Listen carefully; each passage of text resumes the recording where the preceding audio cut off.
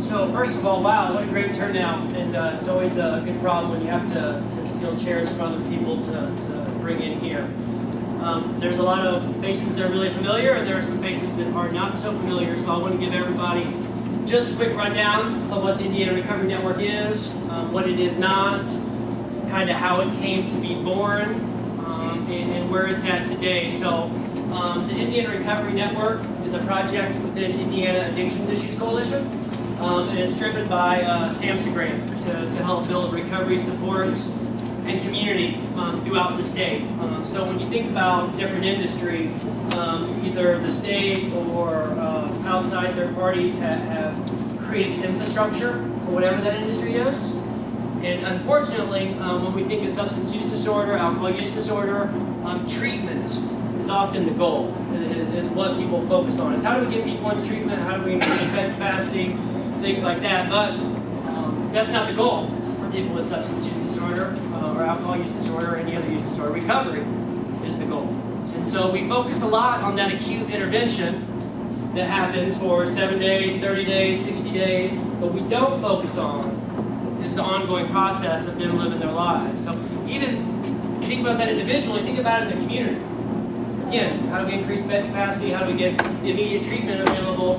But we don't have the ongoing support. And to us, that's really the difference in between treating this like a chronic condition and an acute care issue, right? So we all get the lip service, it's a disease, it's a disorder, it's a chronic condition, but then we try to shove it into an acute care model healthcare once. If you're really, really lucky, you might end up somewhere that keeps track of you for 6 months. There's a handful of them that'll touch you for a year. But if you have cancer, diabetes, hypertension, even if you're in remission from cancer, you'd probably be touched by the system for 5 years. So treatment doesn't get paid to touch people for 5 years. So what are we going to do to increase recovery supports and build an infrastructure that can touch people for both a long time into the recovery process and people that are kind of pre-recovery that aren't there yet? So that's what the goal of the Indiana Recovery Network was, to build an infrastructure. And when I think about that, I think about we're going all over the state trying to help communities develop recovery community organizations, recovery community centers, organizations in their community that focus on recovery. And what we started finding out really, really fast was, the first, I get 2 questions all the time. What are other people doing? And do you know where I can find money? Those are understandable questions. I can't always help with the second one, but I'm like, we need to figure out a way to help with the first one. So we've got 2 people specifically in this room. Dana, where you at, Dana? From Vigo County, and runs Next Step, which is a recovery-based organization that has a whole bunch of recovery residences. It's got a recovery center. They've got an RCO in the basement of their facility doing really, really big things. She's willing to help and share. She goes, Brandon, anything anybody needs, let me know. I'm here. She's not trying to conquer Indiana. She's not trying to capitalize financially from it. She's willing to share that information. ASAP Hub is another one. Hi, thank you for joining. They've been working on this for years.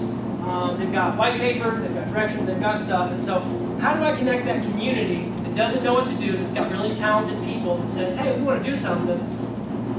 How do I make it so they don't have to make the same mistakes that Dana made? The same mistakes that Next Step and ASAP Hub made. And the solution to that problem is the Indiana Recovery Network. And so we started off with the monthly calls that Heather talks about, which if you're not on and you want to know what's going on in other areas of the state, you should get on that. We usually have somebody from the state talk about state projects going on. We've got somebody from the community talk about community projects. Is anybody from Overdose Lifeline in here?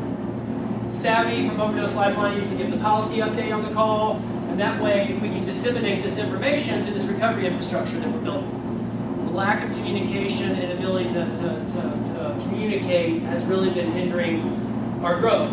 So the goal is besides these monthly calls, that we need to build a digital platform, and so that somebody can get on in Kokomo or in Orange County or anywhere else and have access to resources from people doing the same thing. So like, okay, we need to build a digital platform to do so. Now, we're excited to announce today that we have done that, and actually it's just now getting going. somebody told me, they said, oh great, so you're going to have all the recovery-related resources on there. And I said, ooh, that's not what I was really thinking about. But if we're going to put this big digital platform together, it's a necessity. We need to have all the recovery resources on there as well. And so what we did was we built a front end to this website. And well, what's a recovery resource versus a treatment resource?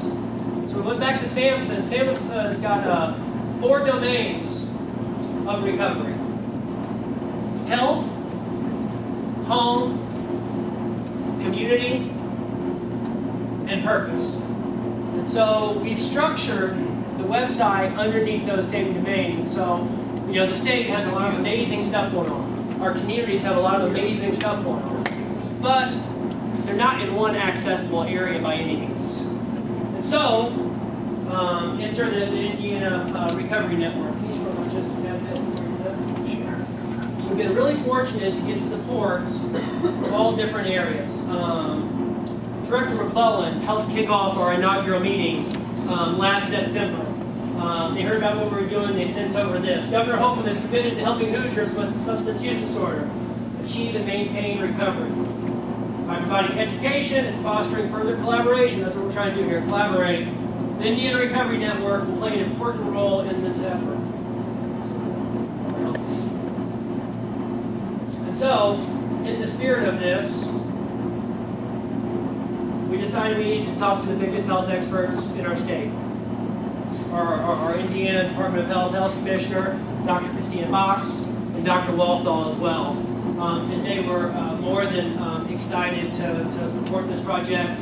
They have had people involved and engaged in it. We've got a board for the Indiana Recovery Network. It's made up of all these people from all these different areas, so they can help inform what we need to do on these. You know, I'm not a healthcare expert, so we've got somebody from the health department that's on the advisory board that helps drive what are recovery-related things. The same thing with FSSA, through DMHA, we've got people engaged in these different areas. So if you go to the health area, scroll down just a little bit, you can see all the different things, all the community mental health centers for the state, all the opioid treatment programs. We're not 211. 211 is a great service, and it's linked to on here. But to us, health, treatment is just one aspect of health, and health is just one aspect of a much broader picture. So we're going to kick you back to 211 for treatment, but then we're going to have all the different types of healthcare related stuff you can need. And then home. What do we normally think about when we think about a house and people in recovery? Attention. What about resources? Recovery residents, right? So that was the first thing we thought of too. So we've got, you know, our affiliation of recovery residences in our link to all 100 houses that are certified. We've also got a link to Oxford Houses, the new amazing partner we have in town. It's going to have 42 recovery residents starting within the next 2 years. I think they're halfway there. They've been only working for about 5 months. Doing an amazing job. But when I talk about recovery, I'm not just talking about what somebody needs when they're a month, 2 months, 3 months sober. What about when they've been sober for 2 years and they need to buy a house? What happens when they're ready to get out of the recovery residence and go into their own place? So we were lucky. Director Jacob Seid from the Department of Housing put together a specific resource list for people with SUD. So if you've been criminal justice involved, we got something for you. If you're a first-time home buyer, it's amazing what happens in recovery. I bought my first home in recovery when I was about 4 years into it. Much better than the laundry room I spent time in. It's got stuff for assistance. You know, a lot of times the person we don't focus on is the person still using, right? And how do we often provide them assistance as well too? So there's access resources to keep your heat on, keep your lights on. If you're struggling with addiction, substance use disorder, and need to maintain the most vital area, which is home. And so the next area, purpose.